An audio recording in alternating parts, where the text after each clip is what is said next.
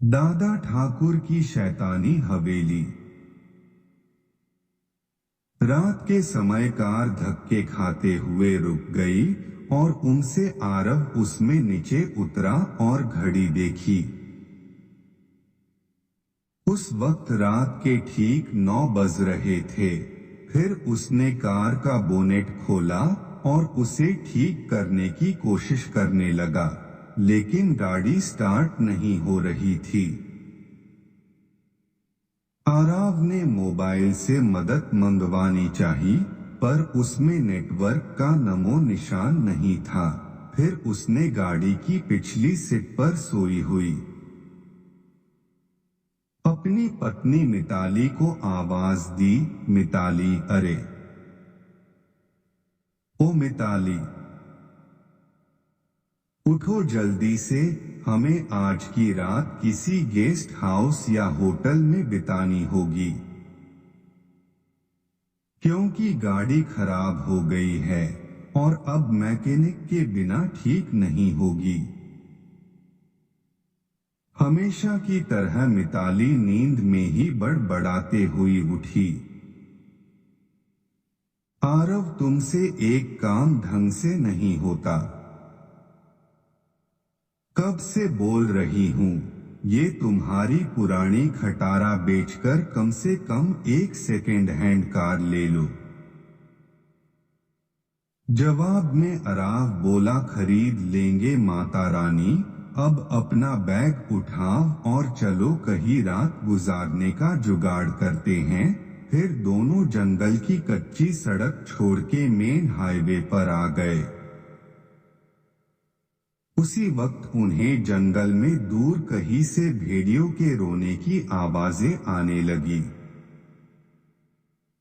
वो भेड़ियों आवाजें उस काली रात को और भी डरावना बना रही थी। दोनों लगभग आधा घंटा चलते रहे, पर उन्हें ना कोई लिफ्ट मिली और ना कोई होटल। मिताली बोली, आरव, तुम्हारे बेवकूफ दोस्त मिंटू ने ये कौन से वीराने में फार्म हाउस खरीद रखा है। इस बात पर आरव कुछ कहता उससे पहले ही आसमान में जबरदस्त बिजली कड़की। उस आवाज से डरी हुई मिताली आरव के सीने से लिपट गई। उस वक्त आरव के चेहरे पर एक मुस्कान चमक गई थी। तेज बारिश के आसार नजर आने लगे थे। तभी चलते चलते बिजली की चमचमाती तेज रोशनी में उन्हें एक पुरानी हवेली दिखाई दी। वह दोनों तेजी से दौड़ते दौड़ते उस हवेली के नजदीक पहुंचे। हवेली गेट पर उन्हें कोई वॉचमैन नजर नहीं आया, इसलिए वह दोनों गेट खोलकर हवेली के मुख्य दरवाजे के पास पहुंचे। दरवाजे पर डोर बेल के नाम पर एक पुरानी रस्सी किसी सांप की तरह लटक रही थी। उस रस्सी को आरव ने 2-3 बार खींचा, लेकिन अंदर से किसी भी घंटी की आवाज नहीं आई। फिर मिताली ने दरवाजे पर खटखटाने के लिए अपना हाथ आगे बढ़ा ही रही थी, उससे पहले ही अंदर से एक भारी आवाज आई, अंदर आ जाओ, दरवाजा खुला है।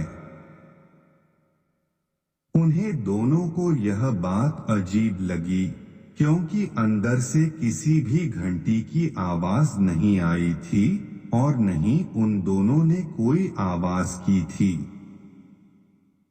फिर वह दोनों दरवाजा खोलकर अंदर गए।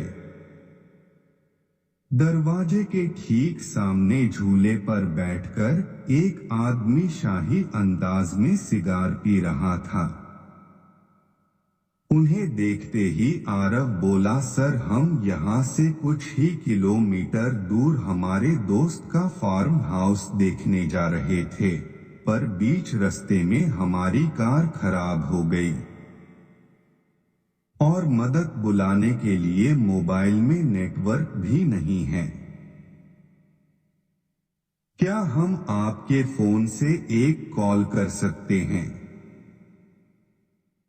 झूले पर बैठे उस आदमी के चेहरे पर कोई भाव नहीं था। उसने कहा, जरूर कीजिए। टेलीफोन ऊपर के आखिरी कमरे में है। आरव ने उन्हें पहले परिचय देना उचित समझा। उसने कहा, मेरा नाम आरव है और ये है मेरी पत्नी मिताली। जवाब में वह आदमी बोला, मेरा नाम दादा ठाकुर है, मैं इस हवेली का मालिक हूँ। आरव और मिताली हवेली की शान देखते ही रहे थे कि उनकी नजर दादा ठाकुर के पीछे वाली दीवार की सबसे बड़ी फोटो फ्रेम पर पड़ी, जो खाली थी और पूरे घर में तस्वीरें ही तस्वीरें थी। उन सब में एक बात समान थी कि किसी भी तस्वीर में कोई भी हंस नहीं रहा था। सभी तस्वीरें बिल्कुल भी भावनाहीन थी।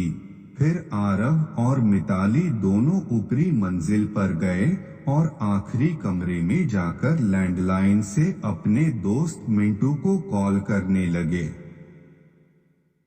बहुत बार कोशिश करने पर भी फोन नहीं लग रहा था।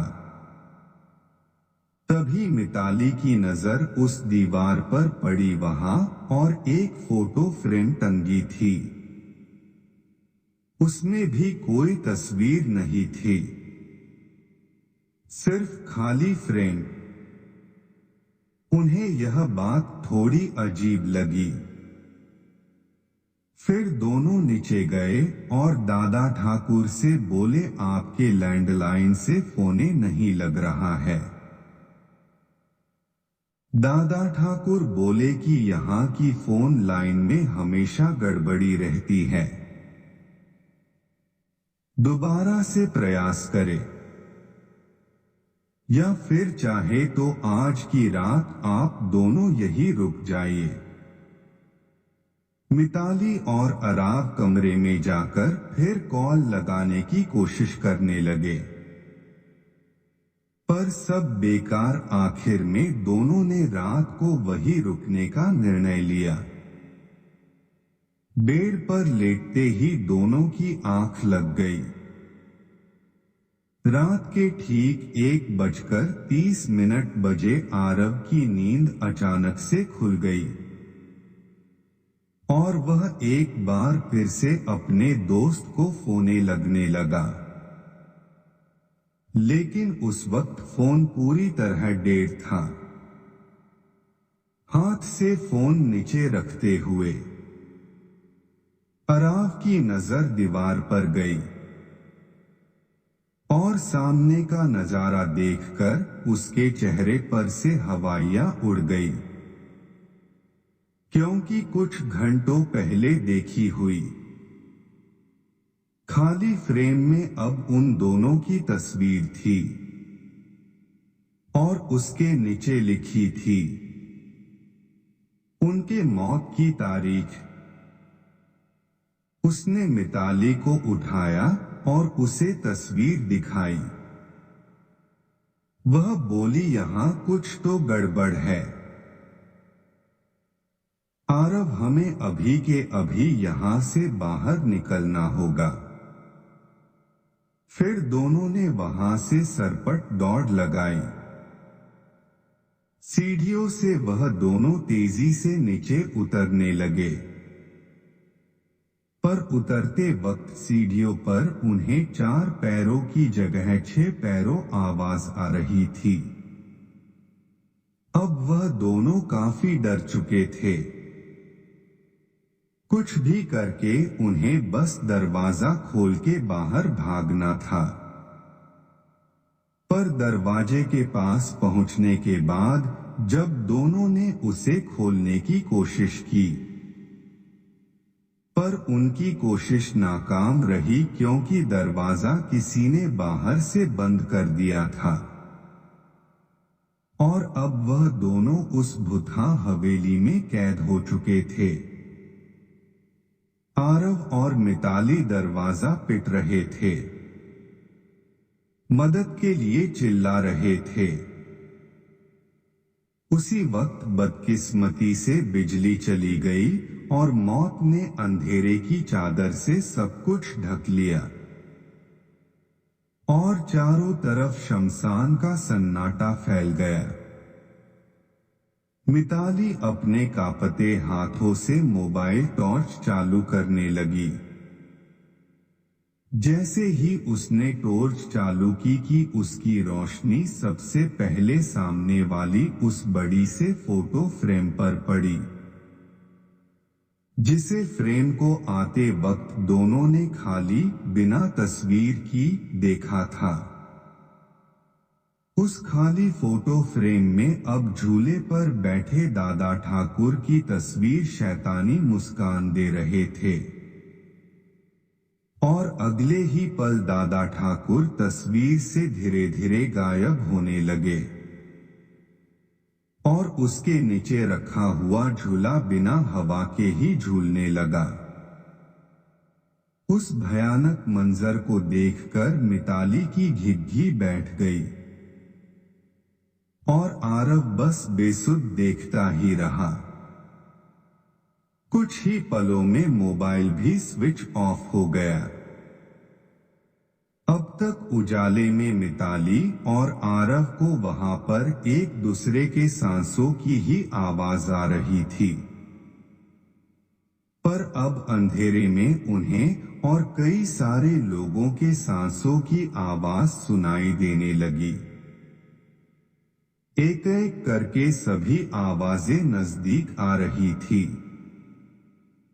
और कुछ ही पलों में दर्द भरी चीख के साथ उन दोनों की तस्वीर भी बाकी तस्वीरों के साथ हवेली की दीवार पर टंग गई